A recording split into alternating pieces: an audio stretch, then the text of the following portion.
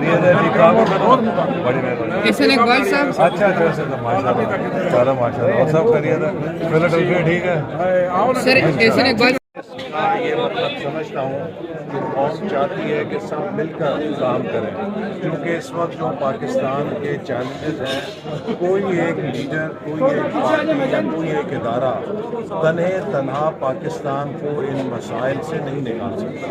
पाकिस्तान के मुस्तकबिल का रास्ता सबके मिलकर काम करने में है, और जो इस वक्त पाकिस्तान के मुआशी चैलेंजेस हैं वो अपोजिशन को और PTI को बखूबी मालूम है, क्योंकि वो खुद इस बात का इजहार करते थे कि उनके आखिरी दिनों में मुल्क दिवालिया होने पर पहुंच गया था। हमने बड़ी मुश्किल से इसको दिवालिया होने से बचाया।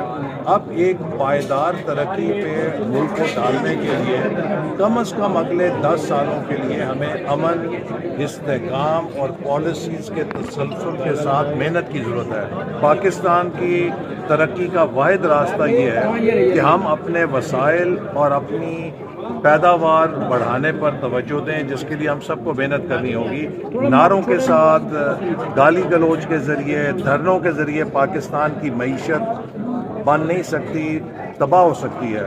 तो ये अब सियासी लॉन्ग मार्च का नहीं, इक्तसादी लॉन्ग मार्च का वक्त है, जिसमें हम सबको मिलकर एक कौमी एजेंडा के तहत, जैसे दहशत गर्दी को शिकस्त देने के लिए नेशनल एक्शन प्लान बनाया था, इसी तरह जो मुआशी चैलेंजेस हैं इनसे निपटने के लिए एक कौमी नेशनल एक्शन प्लान पर सबको मिलकर काम करने की जरूरत है। महंगाई में कमी आएगी सर, आवाम को रिलीफ मिलेगा?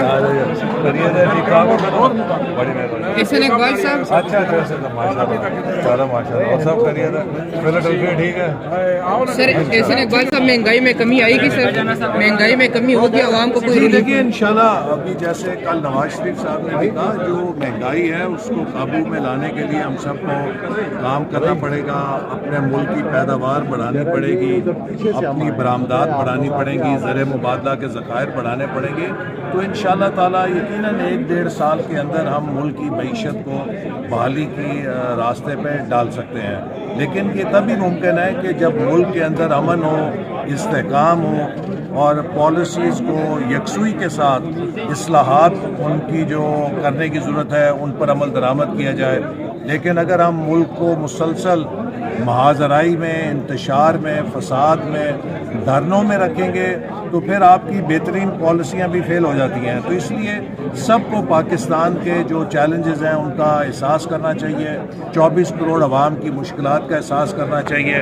अगर हमने महंगाई को ख़त्म करना है तो उसका एक ही रास्ता है कि सब मिलकर मुल्क की मईशत को बहाल करने के लिए अपना किरदार अदा करें। मौलाना फजल रहमान से मुलाकात में सर खान साहब का मुस्तकबिल क्या है? अडियाला जेल के अंदर रहेंगे? इमरान खान साहब खुद ही कहते थे कि वो कौमें तबाह हो जाती हैं जिनके बड़ों के लिए और कानून होता है, छोटों के लिए और कानून होता है। हमारे खिलाफ भी केसेस बने थे, हमने रियासत के खिलाफ मुहिम नहीं चलाई, हमने रियासत पे हमला नहीं किया, हमने अपने केसेस का दिफा अदालतों में किया है। अगर इमरान खान साहब समझते हैं कि उनके खिलाफ झूठे केसेस हैं तो बजाय पाकिस्तान की रियासत के खिलाफ मुहिम चलाएं, वो अदालतों में अपनी बेगुनाही साबित करें, वो बरी हो जाएंगे। लेकिन अगर वो गुनाहगार हैं तो फिर उनको अपने गुनाहों की और जो जराइम है उसकी सज़ा भुगतना चाहिए, क्योंकि वो खुद सबसे रसीदें मांगते थे। और जब उनसे रसीदें दिखाने की बात की जा रही है तो वो कहते हैं कि मैं रसीद नहीं दिखाऊंगा। सर एक सवाल है